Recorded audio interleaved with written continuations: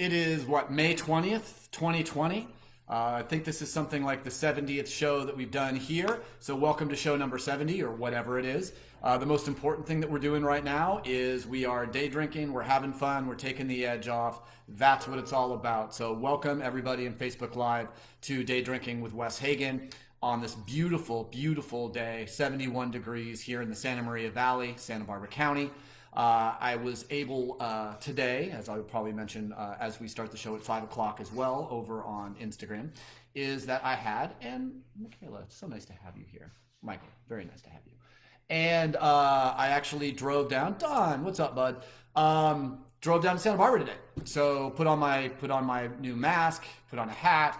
Had to drive some wines down for Matt Kettman of the Santa Barbara Independent, but more importantly, he is our local guy for the Central Coast for the Wine Enthusiast magazine. So we were originally planning on talking a little bit about tasting notes today, but I'm going to push that to the next show on Friday. So we have another big Zoom tasting and conversation. It's going to be a little shorter this time. I don't know how we went 2.5 hours on Mezcal, but might have been that I lost my ability to be on the computer and I just let the guests talk as long as they wanted. And I guess they had a great conversation. I went back and watched it and had a great time learning so much about Mezcal. So thanks everybody who tuned in for all or part of that. That was absolutely wonderful.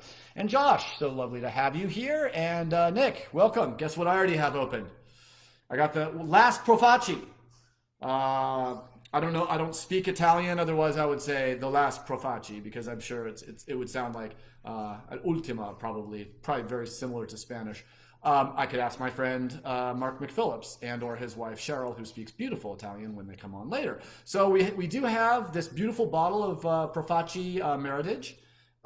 My guess, it probably has just about everything that you grow. I don't know if it's actually blended, Nick, with grapes also from Lodi or anywhere else. So if there is a basic breakdown, and Tommy, nice, from the beach in Carpinteria. Guess what, Tommy? I was actually at the tasting room today.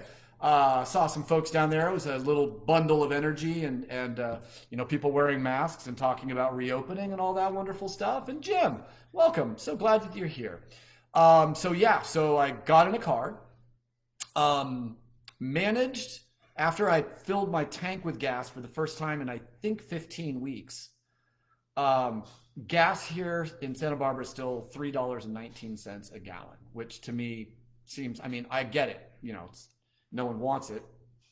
So you think if no one wanted it and no one was buying it, the price would go down. So I don't know. Anyways, it was ridiculously expensive to buy gas with where oil is right now. And then we drove down the beautiful coast of California. Nice, dude. Very nice, Don. Don's heading to the tasting room tomorrow. There's loads of people there ready to take care of you. And also, just because Iris was so kind to me, Iris is one of my favorite waitresses, 2 doors down, 2 doors down, at Finney's Craft Pub House. And I love the Nashville sliders there. They do a deep fried like little chicken slider with like Nashville hot sauce and a little bit of blue cheese on the side. And it is a cheat food for me for sure. But I had a good exercise session this morning, so I felt like I deserved something. And I'll probably get back to more of a plant-based thing tonight. But it was great. Iris actually comped me. A very special thing that I can't mention because it's illegal in the state of California to comp. It's nothing that has ever been illegal past 1929. So no big deal, but Iris, thank you. That was just so kind of you. And then my wife and my wife just got a new device called a power wheel for her wheelchair. So now she basically has this beautiful machine that she can hook onto her wheelchair and control. And it's basically, like one of those skateboards with a big single wheel in the middle, the uniwheel or whatever it's called. And I don't know how it works and how it goes so fast with that small amount of battery room, but this is about the same, but it's on its side and it's got a very special wheel that can grab onto grass, it can grab onto just about any surface. And now when we go out, I no longer have to argue with my wife if she wants me to push the wheelchair, because generally she doesn't, and I don't not want to, because having just my wife pushing her wheelchair makes me feel like I'm not helping her. But it's very ableist, I've learned. You have to be really careful with people, or not be really careful with people that are disabled, because they can easily take care of themselves. So now she has yet another tool in her in her ongoing attempts for more ability. And now she basically has an electric wheelchair that'll push her up hills. So, down by the lower State Street in Santa Barbara, there's that big sort of place between lower State and lower State where you go under the bridge and then you go up the big hill. Well, we've never done that because my wife didn't like to have to push herself up that big hill. But now she has the chair. She did it all by herself today, and she was very excited. And Kestrel, the wonder dog, who's her service dog, Black Lab, did pretty well first day with that new chair. So we're very happy. So I got to eat some Nashville sliders. I got to have Topa Topa beer, and we basically went all the way down by Stearns Wharf at the pier, and we just hung out. Mark, very nice to see you, and Lamar, so glad that you guys are here. And we got Eddie Gray's back in the house. Don Ward's going to go pick up a couple cases at the tasting room. That's awesome. Don't miss out. Go over and get some grub at Finney's. They're doing a really good job, and they're being incredibly careful. And I like that place because it's right next door to my tasting room, and the people love me there. And once in a while, they give me a very good deal on beer. I would never say free beer because free beer is illegal, but tequila's not. So day drinking, mofos. Let's get it on. This is a little bit Fortaleza Blanco tequila because I've yet to have anything but a spectacular show after consuming Fortaleza tequila. So unofficial support of this. And Eddie Gray, man, I know that you're not a huge spirits guy, but I'm going through a lot of spirits in this show just by virtue of necessity. Necessity being the mother of invention. So here's to Frank Zappa. All right, let's get to day drinking, guys. It's a tough life, but if you're not day drinking, you're sober. Nothing wrong with sobriety when you need it. Cool. So, good day to you, Jim. And Michelle, so lovely to have you here. Michelle's in the house having some Cabernet Sauvignon with roast beef. Roast beef. I haven't had roast beef in a really long time. Necessity is a mother. I like it. Steve is in here too. That's fantastic. Looking forward to it. Remember, whenever I have a show, I always think back and say what I could have done better. So on Monday's show, I thought our show on the human nose was really good, and how evolution and, basically earthworms all the way to a sommelier, you can basically trace the history of the ability on this planet for organisms to use olfactory and or their tongue to determine safety, food, sex, and that kind of stuff. I thought it was a great show, and I'm looking forward to looking at it again because I enjoyed it. One thing I didn't do, though, is it seems like when I have a really good show, sometimes I don't have any commercial aspect to it. I realize I did spend 40 minutes on camera without mentioning J. Wilkes Wines, the Miller Family Wine Company, and all that. So I just want to open the show today by mentioning that this show is supported by the Miller Family Wine Company, and so many of you who are on right now have been so incredibly supportive of the Miller Family Wine Company, of J. Wilkes Wines, of Ballard Lane Wines, Smashberry Wines, Barrel Burner Wines, that I just can't say enough to thank you and to making sure, because just in the same way that my job as a winemaker at the Miller Family Wine Company, guaranteed that I wouldn't probably have to go back and teach high school again, which I sort of enjoyed. If you like going home every night feeling like you just took the LSAT and having your head hit with a 2x4. But the kids drove me to drink, and here I am pro, and you guys are keeping me, by watching the show, you're actually keeping me employed. So thank you. The Miller family has been incredibly supportive of me making the pivot between being a traveling wine salesman and being a wine salesman who brings in guests and projects myself to various parts of the world. So I'm booking about 5 to 7 different virtual wine tastings and these new things that are coming up, which are going to be virtual wine dinners, which will basically be mostly at country clubs. I might have mentioned this before, that you basically sign up for the wine club. Maybe it's $100 a person, whatever it is, but it's going to be a little bit extra because you aren't just going to get a glass of wine. They're going to give you a bottle of wine for all the wine. So my guess is you probably buy the bottles of wine and then you buy as many dinners as you want, and that's the way it goes. And then you drive up to the country club. The chef or whoever comes out and gives you a bag full of hot, fresh food. Course 1, course 2, course 3, course 4, and basically a carrier of wine. You just drive back to your house, put the food, in a warmer, whatever, take out the first course. Maybe the first course is sashimi, or first course is cold, or whatever it is. And then we basically get on a Skype call or a Zoom call, and I would probably cook the same thing. And I'm thinking we're going to probably want to do this anyways, like maybe do a night where we just cook, maybe just have the cameras set up in the kitchen and all put together a meal. You might not know this about me, but between the ages of about 9 and 15, my goal in life was to be a chef. I worked in restaurants ever since I was old enough to. I would go in and bus and wait and cook in the kitchen, and be on the salad station and the grill station and sandwiches, and all the way through the Inland Empire. Through college, I worked in restaurants and all that kind of stuff. And the thing that really actually turned me off is, number one, chefs don't get paid the way they should. For the amount of hours and the amount of passion and hard work and blood, sweat, and tears that chefs leave on any good shift. And also I'm a morning person. If I don't get it done, and this is interesting that I'm doing day drinking at 5 o'clock for all you fine folk, but generally if I don't get it done before 4 in the afternoon, it just doesn't get done. After about 4, my evening usually kind of slides into reading, relaxing, spending time with the wife, thinking about what I'm going to cook for dinner. And now, and the irony, of course, of doing a day drinking show is it keeps me pretty much absolutely sober until 5 o'clock every night. The irony of being the host of a show called Day Drinking is I really don't day drink until 4:45, and then I'm really, really looking forward to it. So I'm not saying I never did. I already admitted that I may have had an adult beverage with my beautiful Nashville Sliders lunch at Finney's. So there you go. That's what's going to happen.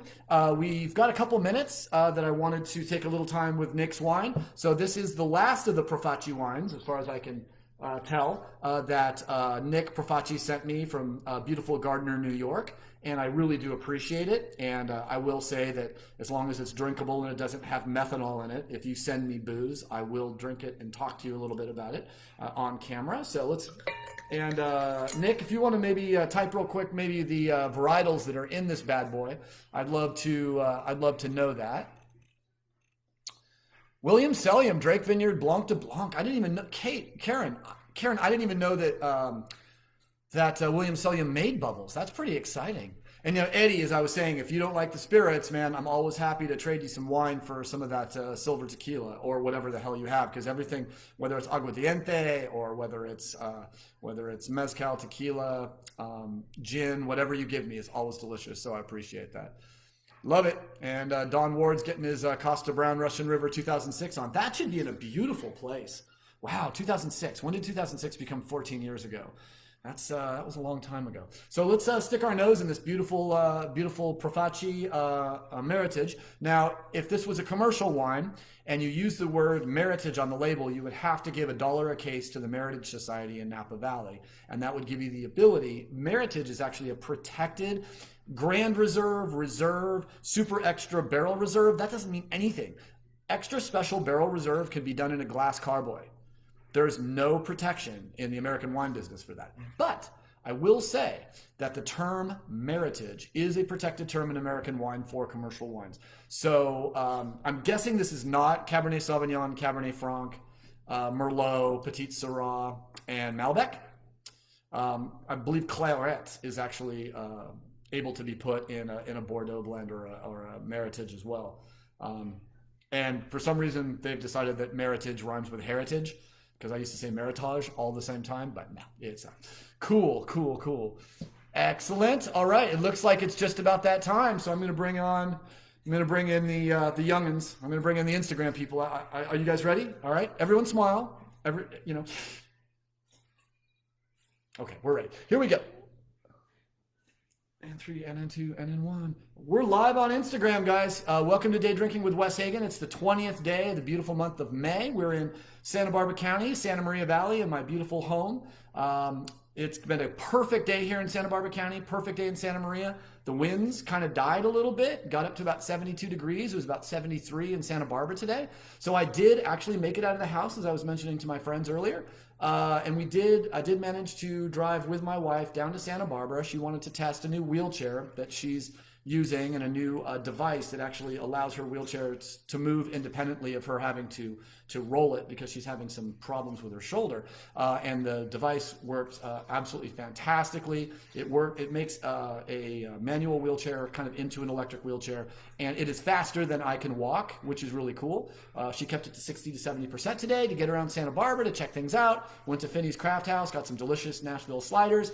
Had a beer down by the ocean, sat on the grass, looking out over Santa Barbara Harbor, and it felt like I was young, free, and in the world. I was pretty surprised, A, how many people were out, B, how few people were really taking really special care to wear masks, and generally that there were some people that were in close proximity. That I'm not the type of person I'm going to wag fingers, but in a sense, if anyone doesn't want to trust science and not socially distance right now, I guess that's totally up to you. But you remember, the choices you make have a huge impact on the people in your home and all the medical professionals and first responders in your community. So be careful. And if there's anything that I could suggest here, number one, don't trust winemakers with medical knowledge. And number two, just know that I believe that this time that we're spending in quarantine is like money in the bank, and I want that money to be used wisely, and I'm not going to just blow it now after 10 weeks or something just to go out willy-nilly just because I want my freedom. I do have my freedom, and today I showed it. I bought gasoline for $3.20 a gallon. I thought like crude oil was free right now. But anyways, we had a fantastic time down in the sunshine. Got a little sun on my face, got a little sunburn on my shoulders, had some delicious food, so I am ready to rock. So tonight we're talking about white wine. And ironically, I'm going to start the process with a red wine, which actually makes a lot of sense because really, if you look back to the late 50s, early 60s, one of the great British wine writers was a gentleman named Harry Waugh.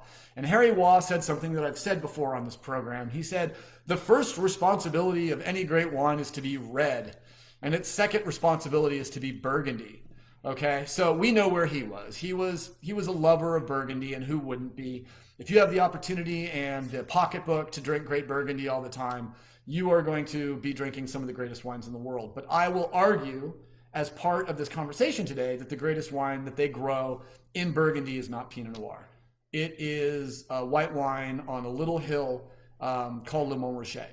And we're going to be talking 5 reasons why I think white wine is clearly a better value than red wine. And but we're going to start by tasting something completely different, which is one of our best viewers. And Nick, I'm just going to call you a friend. I don't think maybe we've met at a winemaker conference.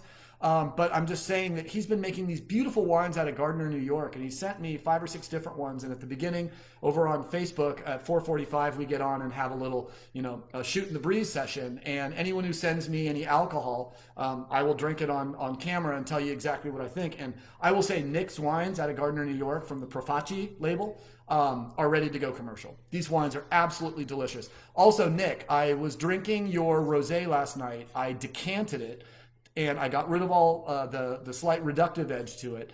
And it started not only tasting like really, really fruity and bright, but it also had this really, really lovely kind of hint of American hybrid character. What I'm saying is it was that little hybrid, American hybrid character. I don't like to call it mousy. I don't like to call it, what I like to call it is it had that little Welch's juicy edge to it.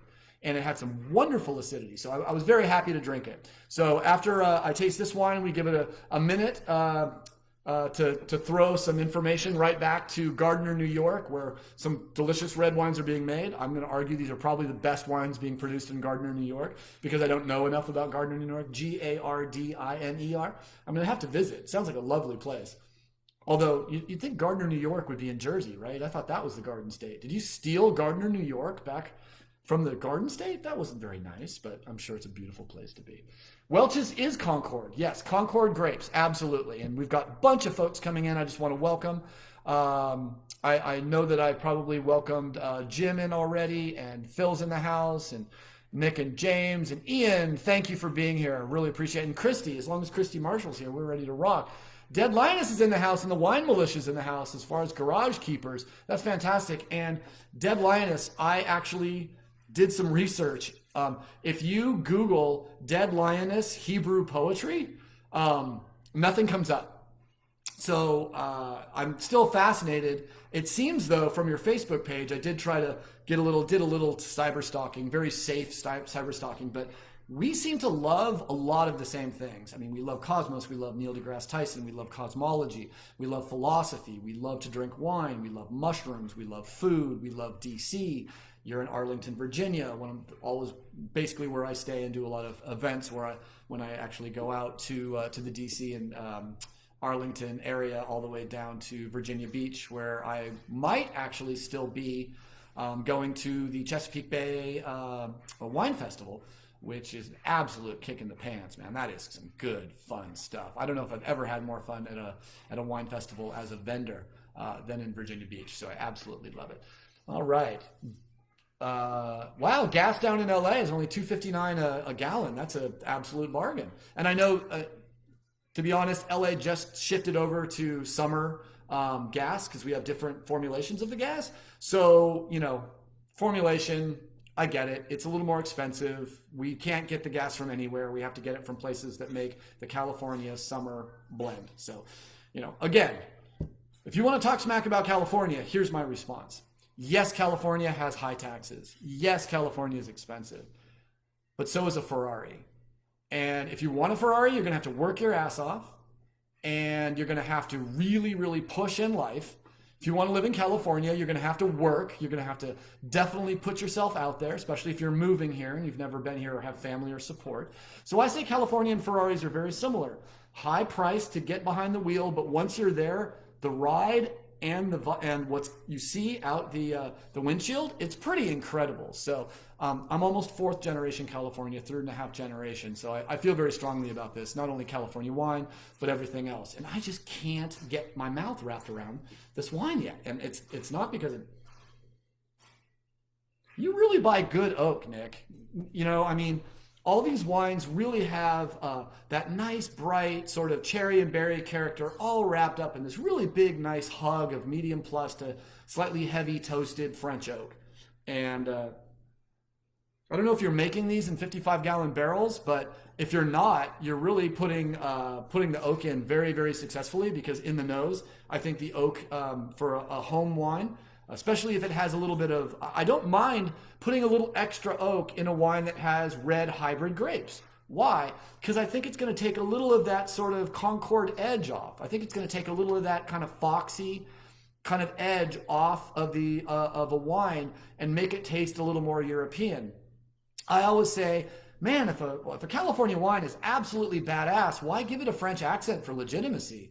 But if there is something that American wine drinkers don't find normally palatable and desirable, why not put a little extra French oak in there to give the wine a little bit of a French accent? The question is, I would say on oak, and I swear I'm going to drink this wine.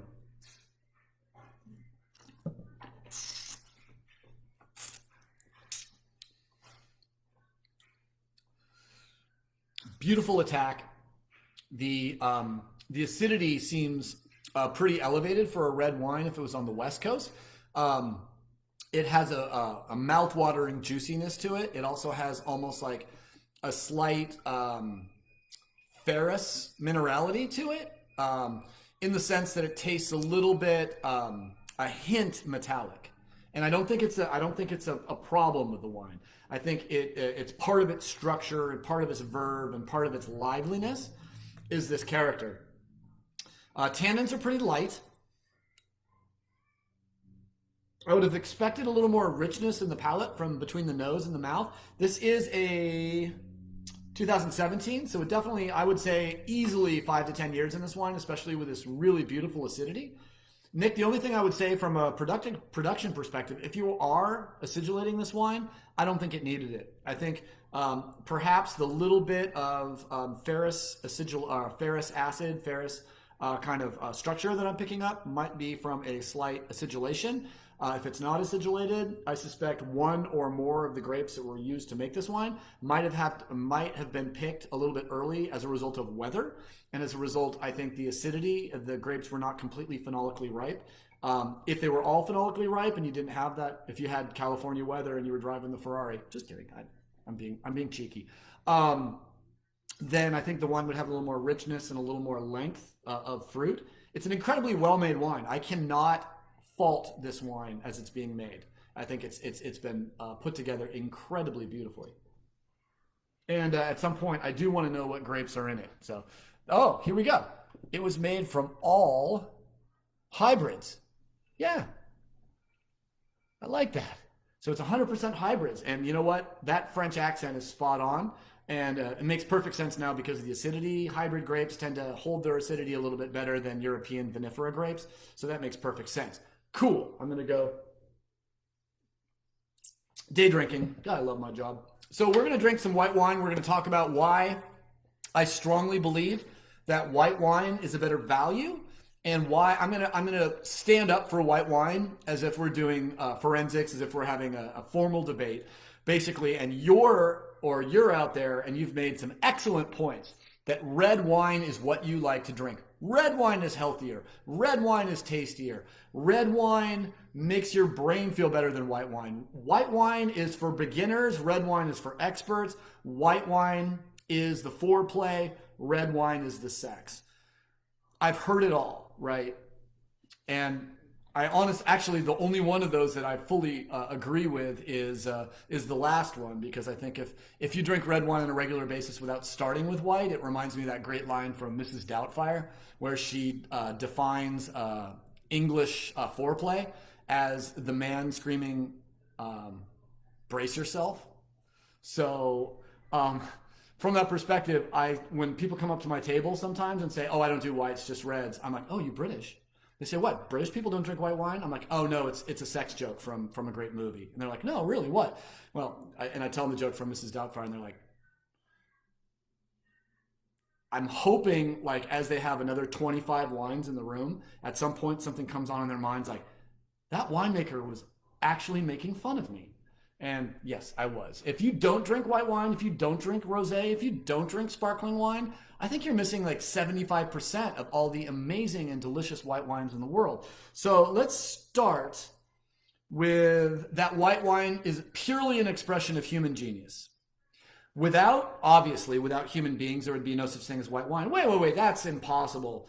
Without human beings, is there red wine? It depends on how you define red wine. If red wine can be defined as a substance that exists within the skin of a grape as it basically starts to overwinter on the grapevine, those clusters of grapes were not eaten by an animal. Those grapes were not picked by someone walking through the forest. Those grapes begin to rot. As they begin to rot, there's little mildew and rot spores that'll microperforate the skins of Vitis vinifera grapes and allow yeast to enter the grape through the microperforations in the skins. And as a result, those yeast get in the skins and ferment these little berries on the vine. Happens very rarely, but it can happen, where you can get little wine globes hanging off of vines. So is there red wine without human beings? Yes, there is. Not only just in a thought experiment, but we know that there is red wine somewhere in the world right now just hanging off of a vine in a tree. That's how it works. Now, so you're saying there wouldn't be white? Well, okay, yeah, there's probably a genetic mutation of a red grape. Here's the point. Here's the take-home message. There is no such thing as white grapes in nature. White grapes are a genetic mutation. White grapes are GMO, purely GMO. And you might be surprised, you're probably not surprised, as I define GMO, a genetically modified organism. By the way, a dog, your dog, pet him. Pet her. She's a good boy. She's a good girl. That dog is GMO. Drink a beer. You're drinking basically fermented, rehydrated, and dried, saccharide grass. Any vegetable. If you ever actually ask an ecologist, a good ecologist, is agriculture natural? they will say, hell no, there's nothing a human being eats that was on this planet just, I mean, apples have changed, squash has been developed. I mean, every little thing we eat has been genetically modified, not necessarily in a lab. And genetically modified organisms that exist in labs sometimes, I think, can be incredibly helpful for human flourishing. If you look at hunger, we've basically taken care of hunger in the world, but there are places in the world that people have come in and convinced the native populations to reject anything that they can grow that might actually be genetically modified in a laboratory to resist some local pests or to add vegetables. Enriched rice, for example, has been rejected by cultures that continue to have diseases by virtue of the vitamins they could be getting from enriched rice, but they refuse to plant it because people get up in their heads and try to convince them that planting genetically modified organisms is a bad idea. I know that there's people out there that can make an argument against GMO. First of all, GMO, when it's made by the genius of human discernment, meaning humans look at a dog and say, I want that to chase a rabbit and meat it. Okay, let's turn that dog slowly more into a rabbit so it can chase a rabbit. And I'm not saying you breed it with a rabbit, but you make a wolf into a greyhound. Why was a greyhound bred? Because a greyhound has basically the same speed and agility as a rabbit, so it can catch a rabbit in the sands of Egypt where it was first bred. So that's really important. The same way, all grapes in nature are red. All grapes in nature are red. What the hell? Red is the color, whether it's on a stop sign or a beautiful woman's fingernail. It's meant to get your attention. Whoa, that's red. Whoa. So a red grape, the moment a hard green pea-sized grape begins to ripen and go through what we call veraison, veraison turns the grape from hard and green like a pea to soft and pliable and purple, the color of a fully ripe black grape. That, we call them red, and so I'm using the term red, and I'm talking about how red catches your attention, because it certainly does. Those black or red grapes, the moment they change color on a vine in a forest is when the birds start noticing them. So hard and green, acidic, inedible, will mess with your stomach, and from the plant's perspective, the seed is not viable to basically the coat of the seed is not strong enough to pass through the animal's gut and drop out the other end and start a new grapevine, which is the whole damn reason that grape was made by the vine. The vine is making fruit for basically to entice animals to consume the fruit and disperse the seeds. I also like to say, if they happen to get those few fermented grapes that we were talking about, they can also get the added bonus of intoxication. We know animals feel intoxication. They're able to be intoxicated. And also an intoxicated animal will travel in a more random fashion through the forest and drop seeds, maybe where no sober bird has actually dropped a seed before. So is intoxication of seed dispersal animals advantageous from the perspective of natural selection? And I would say absolutely it is. So is there a coevolutionary process between yeast, grapes, and animals? From the way I see the world, yes, of course. Dr. Patrick McGovern, the world's leading archaeobiologist of wine, and I have great conversations in this, and he's very, very good at curbing my imagination. So there's that. So number one, there's no such thing as white wine. White wine does not exist in nature. Another reason why, birds ignore white grapes. If you have grapes in your backyard, you know this. You have one row of Chardonnay, one row of Pinot Noir. You can net the Pinot Noir and leave the Chardonnay completely unprotected, naked. Because the word naked means unprotected. The word nude means without clothes. I just got to go English teacher once in a while. Now, if you have you have your netted Pinot and your unnetted Chardonnay, the birds will literally ignore the Chardonnay and hang on the net and try to get through the nets to poke at the Pinot Noir. Because the red color is an indication to the seed dispersal animals that the fruit is ready to eat. And white grapes don't turn color that way. White grapes go from hard and green to soft and green or soft and gold. And the gold color doesn't catch the animal's attention. I'm not saying I've never seen a bird eat Chardonnay. I certainly have. When it just happens to work, it happens to work. But red grapes get destroyed by birds. White vineyards, not so much. So there you go. So that's number two. Number one, that white wine is basically a product of the genius of human discernment, and number two, that generally that white wine is it's GMO. It's absolutely and perfectly a human-made thing. So all white wine to me represents, wow, these amazing, beautiful, and wonderful human beings 10,000 years ago, 9,000 years ago, 8,000, 7, 6, 5, whatever. Really, from 10,000 years ago on, have given us white wine. So to me, it means more because it's more human, right? There you go. Number two, temperature. If you want to drink a white wine in summer, of course, right? I mean, a lot of people, you can drink Pinot Noir chilled or on ice. I mean, I hung out with Antonio Gaia, and he drank a $900 Barbaresco on ice on a hot summer day in Tuscany. So first of all, Americans are way too wound up about how to drink wine. It's all about, speaking of which, I need to drink some white wine. First of all, I made some rosé just to clear out that beautiful meritage. And I'm drinking the Barrel Burner. Barrel Burner. Barrel Burner, I like to say, the one-liner on Barrel Burner is Napa quality at Paso pricing, but it's hardly even Paso pricing at, like $12.99. So really a beautiful, beautiful wine. It's got some really good oak influence. Now, temperature. So what I'm saying is really white wine, you can tweak how you drink your white wine. If you want a white wine for a cold night, you can drink a beautiful, big, rich, ripe, oaked Viognier at like 65 degrees. That is almost going to hit like a white wine. If you need something with a little more grip, a little more chewiness, you can have a macerated white wine, like an orange wine from Radicon, or anywhere out sort of in the kind of like interesting sort of Eastern European down to Asia Minor area. They make these macerated white wines that are incredible. By playing with temperature, and you can do this also with red, but we're talking about white wine. By playing with the temperature, you can give the wine different character. If you really, really, really, really, really, really want to taste a wine with nothing hidden, 65 to 70 degrees is where you want to taste that wine.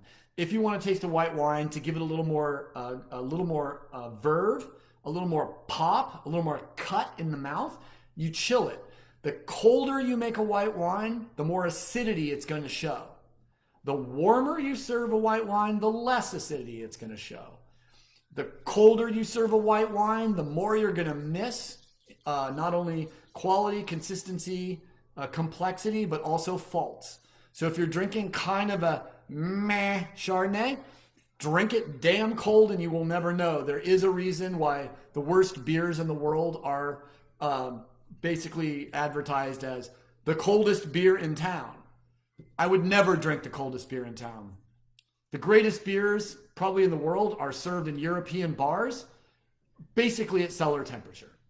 So ice cold beer is basically saying you're not going to taste it and you're going to be freaking stoked you don't have to taste it. So I love to pour a glass of something cold or chilled, or not cold, but a little bit chilled, and then kind of spend an hour with it as it warms up. And that includes beer.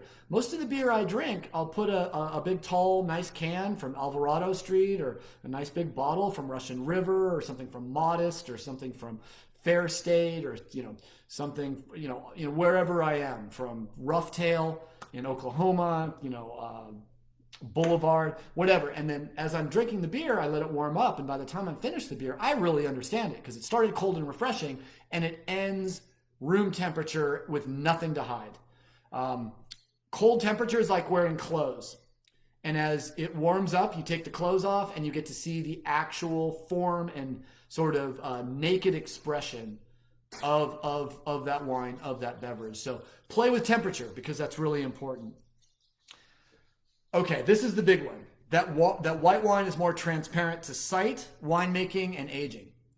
And what do I mean by that? White wine is more expressive of sight. Think of, and part of this comes into quality to price ratio. White wine is, and we're going to basically talk about that as the next one. So I'll leave value out of it for now. It's going to be very difficult for me because my main point is that white wine's a better value. Always has been, always will be, and I'll explain why. White wine is more transparent to sight because there's no tannin and there's no anthocyanin. There's not a lot of big tannic phenolic and polyphenolic compounds that exist in white wine. White wine, if we want tannin, we got to add it with wood, right? So red wine is structured by tannin, chewy, grippy. It desiccates the palate. It makes your mouth feel dry. And a white wine is structured by acid. The acid hits our palate, cleanses it clean of any fat that we may have put in there as a result of eating. And then with that beautiful clean palate, the acid gives it this brightness, this acidity. So red wine needs tannin, white wine needs acid. And I think that lacking tannin and lacking all of the compounds that are picked up by the wine during the maceration and the fermentation of the wine, you basically end up with a situation where the white wine shows place more because there's not all this like baby fat and all this richness and all this tannin and all of this dark, rich extract. The extract is not there. Talk to me about extracted white wine. Maybe Roussanne, Marsanne, Viognier has an oiliness or an unctuousness to it. You know, Pinot Blanc, Chardonnay, Sauvignon Blanc, Chenin Blanc, Riesling, Gewürztraminer, Peak Pool, all these wines that we love, they don't have extract. And as a result, they are transparent.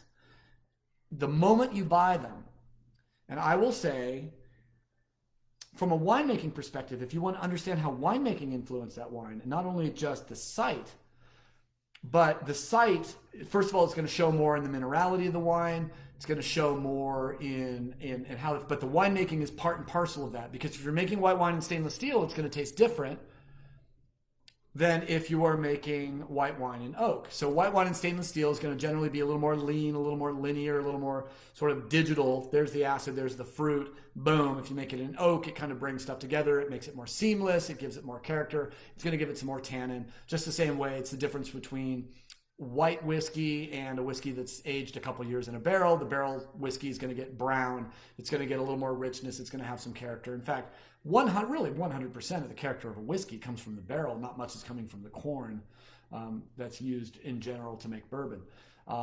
So there you go. So I think that the winemaking is going to be more obvious. If there's oak in it, it's going to be easier to pick up in a white wine than a red wine, because red wine has character and flavor and unctuousness and richness and phenolics that approximate the flavor of oak. I have shown people Pinot Noirs that I've made in stainless steel that they swear that wine was oaked.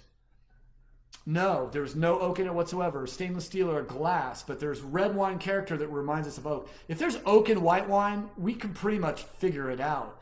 You know, the difference between the Chablis style Chardonnay and a Rombauer or something like, Montrachet, something that has tons of oak, it's going to be very, very different, right? Very, very different. So white wine to me represents and shows a transparency of sight and winemaking that red wine does not. And then age. So red wine requires patience, which is so un-American. I can't even go there, how un-American patience is. We live in a culture where about 90% of wines purchased are consumed within 48 hours. So as I normally say, most people are literally using the backseat of the Escalade as a wine cellar just to get that liquid from Trader Joe's into their house, onto their kitchen counter to be consumed, and then they go back and they buy more. It's like anything else. It's like ramen or tomato sauce. Oh crap, we're out of tomato sauce. Put it on the Instacart list. Right? Here it comes. Here comes the wine. Now, there are about 5% of wine drinkers who regularly purchase wines to lay down. I'm one of those because I love to see what wines do after the primary fruit falls off. Anyone can make a New World wine that's fruity and bright.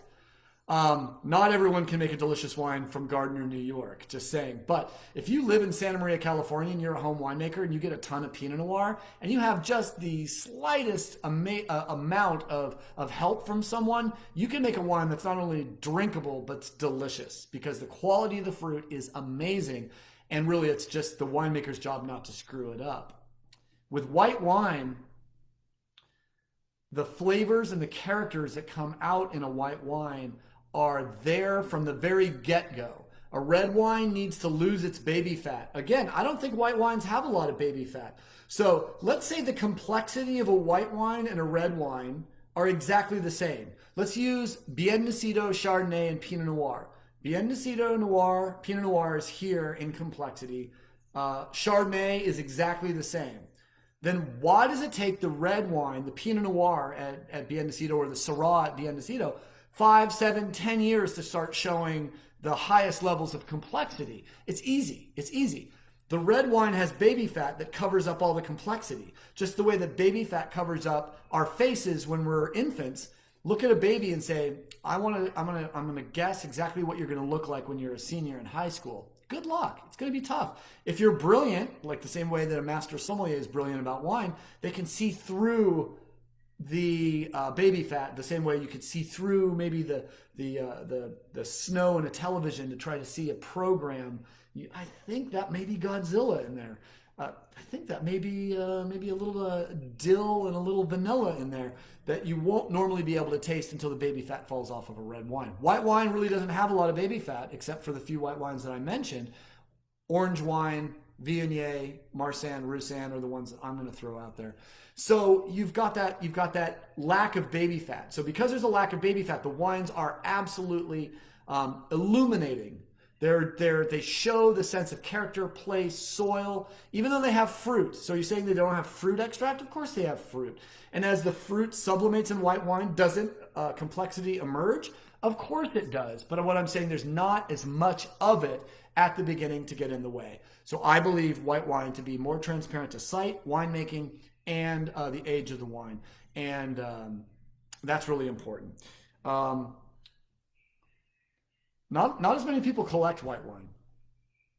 Not as many people spend as much money on white wine. Seems like when you hear about someone dropping 20 grand on a bottle of wine, it's almost always red, right? So I'm afraid white wine doesn't get the same respect in the areas of collectability and the highest end. Yes, there are $2,000 bottles of current release white wine in the market. Domaine de la Romanée-Conti makes a beautiful Montrachet. They actually do a Chevalier Montrachet, which most people don't know, but I think they only do 2 barrels at the estate. So when Americans come that got invited somehow to get in and taste barrels at Romanée-Conti, they taste you on the Chevalier Montrachet and they don't let you taste the Montrachet. I think they say Montrachet cannot be opened. It has to sit because it's so precious. The Chevalier Montrachet did not suck, and I was very, very happy to be able to taste it. So, in fact, I published notes from my tasting at the Domaine, and I got a cease and desist letter from Aubert de Villaine, which I framed and basically keep it as an amazing piece of. And I said such nice things about the wine. I mean, can you imagine having someone just write a glowing review online, of your wines that these were the wines that changed my life. These are wines that made me a winemaker. Please, can you take those down, please? Because we invited you to the Domaine with the understanding that you wouldn't publish any of what you saw, tasted, or felt. Someday, I hope to be in charge of a business and or a brand that has that type of power. That's, I still am incredibly stoked that I had that opportunity. So, if white wine is absolutely less expensive, let me posit this question to you. When was the last time that you tasted a red wine over $30 that disappointed you? Oh, wait. When was the last time you tasted a white wine over $30 that disappointed you? I can count 4 times last week that I tasted a wine over $30 that disappointed me. I taste a lot of wine. I drink a lot of wine. I have a lot of fun with wine. I cannot tell you the last time. When was the last time? A couple of years? It just seems that if someone's got the testicular fortitude to put a $30 plus price tag on a bottle of white wine, it just got to be good. Because I think red wine is, I think the people that drink really fine red wine are easily fooled. People that drink high-end white wine are freaking geeks. There are tons of people, you know who they are. These are the people that go to whatever your local steakhouse and they drink a bottle of, they drink a bottle of Silver Oak, and they make sure that they position the bottle so everyone can see they're drinking Silver Oak, which may impress some people who drink Rombauer over at these tables, but we're over here drinking Hitching Post Pinot Noir, and we could just like give a crap, that you got the Silver Oak.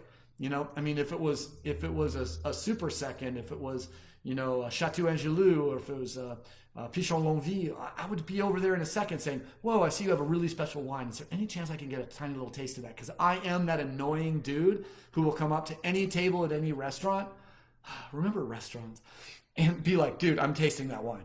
Now, generally, I'll be really nice about it, and I'll say, hey, I'm a local winemaker. I'm a winemaker from Santa Barbara. That is a wine that is on my bucket list. And, I do have things that I can offer you as a winemaker in Santa Barbara County that you would not be able to get as a collector anywhere else in the world. So, hey, here's my card, and let me taste that Echezeaux from 1978, and I will make sure that I will pay you back next time you're in the San Ynez Valley. Chardonnay, I think about the greatest wines I've ever tasted. The wine that made me a winemaker was a Burgundy from 1972, Louis Trapet, Chapelle Chambertin, 1972. But if I start talking about my seminal wines, it's white. It was a 1989 Clos Saint Hune from Trimbach. It was a 1976 Condrieu, I believe from Yves Couliron. That I had at Alain Ducasse in 2001 on my honeymoon. It's some of Bob Lindquist's old coupes, some of those Rousans and Marsans. My God, these ones are incredible. And the transparency, like as long as anyone can wait and the wine's on the table in my glass, I'm finding that the wines just taste so incredibly wonderful. Here's another big thing with white wine for me. Another reason why I consider white wine, I'm arguing white wine supremacy, because red wine always gets the attention. White wine is a better match with plant-based food, period. What you can do with Gruner Veltliner, with Brussels sprouts, with asparagus, with foods that have a fair amount of chlorophyll in them, clearly I need a drink, is amazing. So I strongly believe that white wine and aged white wine are better for a plant-based diet. In our house, we do mostly plant-based, but with a lot of cheese and a lot of eggs. I don't know, I'm sure there's a name for that, but as a result, when we do a lot of frittatas for dinner. I do a lot of Chinese preparation of vegetables and stir fry. I don't eat a lot of rice, but we do a lot of cauliflower rice. We do a lot of this stuff. These are the flavors that are a little more delicate and seem to really mesh with the flavor compounds that exist in white wine quite a bit. So Pinot Blanc is a big thing in our house. I would say we probably drink 30% Pinot Blanc in this house. We probably drink 50% of all the wine we drink in this house is likely sparkling, because my wife loves sparkling wine. And as someone who has, I can't drink like I used to as a result of my dead pancreas, but we won't have to get into that. But in general, sparkling wine has lower alcohol. My wife loves to drink sparkling wines. We drink a lot of sparkling wine. I drink a fair amount of beer as well, but really white wine and beer. Also, here's another one I could have put down there. White wine has more of a capacity to be understood by people who geek out on beer. Because really, I mean, sour beers and all these new beers that are coming out, they're kind of approximating the structure of a white wine. The fruit, the acid, and all of these other things. So there you kind of go. You got the value, you got the transparency, you've got the expense. White wine is probably less expensive for the quality to price ratio. And then the last thing I'm going to say on white wine is that it is harder to grow and it's harder to make. Red wine makes itself. It's got built-in protection of the tannins during fermentation. You crush the fruit, you leave it on the skins, and it makes itself. Basically, you got to stir it so the top doesn't become aldehydic. But some people actually like it to be aldehydic, and I fire those people. But as we blend in all of the skins protect the wine during fermentation. So you basically have a built-in protection in the wine as it becomes. In white wine, we basically bring the fruit in, we crush the juice right off the skins, get the skins out of the way, and we're fermenting juice. And that juice does not have the antioxidant character of the grapes, grape skins still being in contact with them unless you're making orange wine. And making orange wine is just like making red wine. So making a white wine, Pinot Blanc Chardonnay, just Pinot Grigio, Sauvignon Blanc. Generally, we're crushing the grapes cold and fresh, taking the juice, putting it in a tank, racking the juice, taking the sediment out, taking the clean juice, putting it into another vessel, fermenting it, and watching the temperature, the yeast, whether you're going to take it through malolactic, whether you're going to give it some barrel treatment. There are so many different if you look at sort of the flow chart of white wine making, between the temperature, the yeast choices, the vessels used, all this stuff I think makes white wine more difficult and more esoteric in the sense that it requires more esoteric knowledge to make great wine, a better palate. I generally think that masters of white wine, if you can make a great white wine, I would say you're probably one of the better winemakers in the world. Making red wine, it's not that tough. Making incredibly white wine, very tough. Making incredible beer, even harder. So, and then the growing, well, besides not having to net it as much and the birds coming in and not eating the white grapes as much as they do the red, you really do have to be very careful because white grapes definitely can have an easier time with sunburn. There's a lot of white grapes that are a little more susceptible to powdery mildew, colure, and rot. There are certainly... you have to obviously be very, very cautious of where your acidity is in your white wine you are growing it and making a decision on picking it. And a lot of white grapes require very specific canopy management to allow sun and wind to move through. Now, that's not to say that Pinot Noir doesn't require canopy management or Pinot Noir doesn't require a great deal of skill to grow. But when I think about it, is it harder to grow world-class Chardonnay in the Santa Rita Hills or Santa Maria Valley versus world-class Pinot? Chardonnay versus Pinot. Chardonnay is tougher. It's more susceptible to mildew. I always had more problems with my blocks of Chardonnay at Clos Pepe when I was managing that vineyard than I ever did with Pinot. Pinot kind of took care of itself, and Chardonnay really took some hand-holding. So I do believe that growing great white grapes is even more difficult. And if it's more difficult than growing red grapes, and for the quality, it's actually probably higher quality in white wine, I would just say, make sure you're drinking and laying down plenty of white wine. If you've never laid down a white wine to age, so you can taste how it ages, I think you're missing out. Some of the greatest wines I've ever had have been aged white wines. That 12-year-old Clos St. Hune Riesling, just blowing my mind with pan-fried frog's legs and a parsley cream sauce. So many beautiful things that white wine can do. And white wine cleanses our palate with acidity and not with tannin.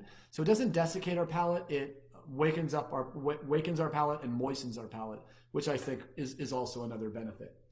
Let me know what you guys think about white wine versus red wine. I'm going to look at the comments, spend another 5 or 10 minutes talking a little bit about that, answering questions. That's pretty much all that I had for you guys tonight. I hope you enjoyed our little conversation about why white wine completely and totally kicks ass. Also, it's delicious and it has alcohol in it, which I would be remiss in not talking about this, because honestly, if I was sitting here talking about grape juice, I might have one person who grows grapes and loves grape juice watching me. Maybe it would have been my grandfather from heaven looking down and saying, I told you not to drink alcohol. But yes, no, and Dead Lioness is talking a little bit about the Côte de Beaune. So I'm going to call you Bonehead from now on, and I say it with the greatest amount of respect. A Côte de Beaune collector here too. I think some of the Côte de Beaune reds, Dead Lioness, at some point we should have a bottle when I come out, hopefully to DC soon. Let's go do Rosa's Lux, and I'll bring a bottle of Merceau Rouge. If you've never had Pinot Noir from Merceau, it's amazing. So I totally agree with you. Spaghetti Pickles is in the house. I love that name. That's awesome. And Dusty Neighbor Wines. Know your wines well. So stoked you guys are here. And Joe Estrada. And the Garage Keeper is drinking some Barrel Burner Chardonnay. Almost time to order another mixed case. I love that. And by the way, just for 10 seconds of strictly commercial for my friend Frank Zappa, I will say that you can still get $10 shipping. You can still get a mixed case of the 16 Pinot Blanc and the 16 Zinfandel from J. Wilkes. Both wines are unbelievably good, and they already have a little built-in patience in them. Really good deal on a case. You can always try the promo code DD50, which still should get you $10 a case flat shipping, which is about half of what it costs us. And there's some amazing wines at MillerFamilyWines.com as well as at JWilkesWines.com. So strictly commercial is all done. Meister Malachi, man, it sounds like right out of my Baruch Spinoza books. And Boots and Whiskey, two of my favorite things. Got to put on my Blundstones. And although most of the whiskey I drink, sir or ma'am, Slee Stack, Boots and Whiskey. Someone's called me, okay, so Slee Stack is my nickname from high school and college. So who the hell is Boots and Whiskey, and how do they know that I was Slee Stack? So how did I go from Wes Hagen to Slee Stack? So my name is obviously Wesley. I've always been a huge fan of the show, Marshall, Will, and Holly on the Routine Expedition. What was it? Land of the Lost, which was an incredibly horrible show from my youth with like claymation dinosaurs, pretending to be dangerous. But there were these creatures, these lizard humanoid creatures that would cruise around with these little hand crossbows with hooves. Number one, you cannot shoot a crossbow with hooves, nor can you load a crossbow. But regardless, there were some woke Slee Stack that could work these like little gems, and then there was just the regular ones who could only walk at 2 miles an hour through these caves and chase the humans that were stuck in the prehistory, trying to shoot them with these awful crossbow bolts. But anyways, those were the Slee Stack, and so Wesley, so Wes became Slee. Slee became Slee Stack, and Slee Stack went back to Slee. So if you ever want to get my attention, you can always yell out, "What up, Slee?" Because that will basically get my attention. So I don't know who you are, Boots and Whiskey, but dude, or ma'am, I certainly know you, and Jamie and Christy and Vin Voyager, and love that. And Shen, or probably Sean, welcome. And we've got Jesse, and of course, Mr. Josh. Thank you. Josh is a first responder. Josh is a San Diego sheriff, one of my favorite counties and one of my favorite people, dude. Take care of yourself. And it looks like my wife is saying thumbs up on you coming and staying with us. 2 type 1 diabetics in a pandemic, what could go wrong? Yes, I certainly will. And I always stay in Arlington, and I love that. And big fan of where you live. Love it. Cool. And I want to make sure we've got Dave Rominger just reminded me of Enoch. And Enoch was the leader of the Slee Stack. And he would sit over the things and hit his claws on these things and basically send people to various places all over the world. Well done, sir. And Stephen Bloom. Yes, Stephen's giving me props for defending white wine. So underrated. There's so many incredible wines that age so well for like $30. I mean, you can buy like Beaujolais Blanc. There's Sauvignon, right? I mean, there's so many incredible wines. I mean, Dollarhide Ranch Sauvignon Blanc from Napa goes 10 years without any problem. I pull 10-year-old whites out of my cellar all the time that I forget about. I mean, half of what I lay down is patience, and half of what I lay down is, whoops, I forgot I had this wine. And I think that's one thing that's so great about California wine more often surprises me how gracefully it ages than if it doesn't. So that's awesome. Remember also, if you came in late, these are basically saved and put up both on the Facebook page. And I think I don't know where they live in Instagram. I still need to figure that out. Maybe I'm a little too busy right now to figure that out, but I got a full day tomorrow to do some work on it. So hopefully that'll work. So I'm glad you enjoyed that. Anthony, thank you so much for coming in. And Kristen, awesome that you're here. Kevin and Jens and George and Bob. Justin Neff, if Justin's still there, and Justin is an old gaming friend of mine who lives up a little bit north of us in sort of the Pismo, Grover Beach area. Amy is his wife. They're both incredible human beings, and his mother, Annie, was one of my favorite people on the planet Earth. So I'm going to go ahead and pour myself a little bit of this delicious barrel burner Chardonnay and say, for the people that are not with us anymore, we remember you, we respect you, and we take the love that we have for you. And now that you're not here on the planet anymore, we're going to throw it out into the universe and find someone who needs it. So my love for Annie Neff, right here. All of you, throw some love into your world right now, because this woman was badass. Right on. Love it. So stoked that you guys were here. Nick has been here, and Dave. Oh, and Cheryl, as well as Mark. I hope you guys are doing well and beautiful. And Beth Ladd, again. Beth, I went to junior high school with her, and I was actually in choral music with Beth. And this was before choral music was cool. Trust me. Try to be a heterosexual male in 1983 in junior high school choral music. Fortunately, there were tons of wonderful girls in our choral music class, so we didn't have to prove to the rest of the school that we weren't just, whatever you want to call people in 1983 in junior high school choral music. So thank you to all the girls in my junior high school choral music thing that took pity on me. Appreciate that. Nothing really weird happened, really. It was mostly happening at the Presbyterian Church. Awesome. Well, the Harleys stepped on too, and Kevin Flynn. Thank you all you guys for coming on, and Jeff and Tony and Paige. So awesome to have everybody on board. I'm going to call it a night. I'm going to think about what the heck I'm going to cook for dinner and what kind of white wine I'm going to have with it. Love all the love that you guys have shown for white wine. I thought I was going to be out here sort of kind of Sisyphus rolling the hill, rock up the hill, and then waking up and seeing red wine on top of me in the morning. So thank you guys all for being so supportive. I really appreciate that. And I will check just a few things. And Jennifer and Nick and Ian and Eddie, thank you guys all for being here. Pacific Plate Brewing Company. Don't forget, if you're in LA, check out Pacific Plate. I love tectonic plates. It's one of the most interesting things. If you don't know about the history of California, we have one of the most violent tectonic histories of any place in the world. And the tectonics, especially around Santa Barbara County, are absolutely amazing. Love that. And Jennifer Mackey, cold loved, and love a little chilled red wine. There's no reason you can't throw, red wine in a fridge in the summer. Yes, I mean, if you're going to drink a wine that's maybe a couple days old and you want to cover up a little of the volatile acidity and a little of the problems, definitely throw it in the fridge. That would be good. And Janice just came on too. Thank you, Janice. And Nita and Lamar, so many, and Travis, good to see you, and Martin.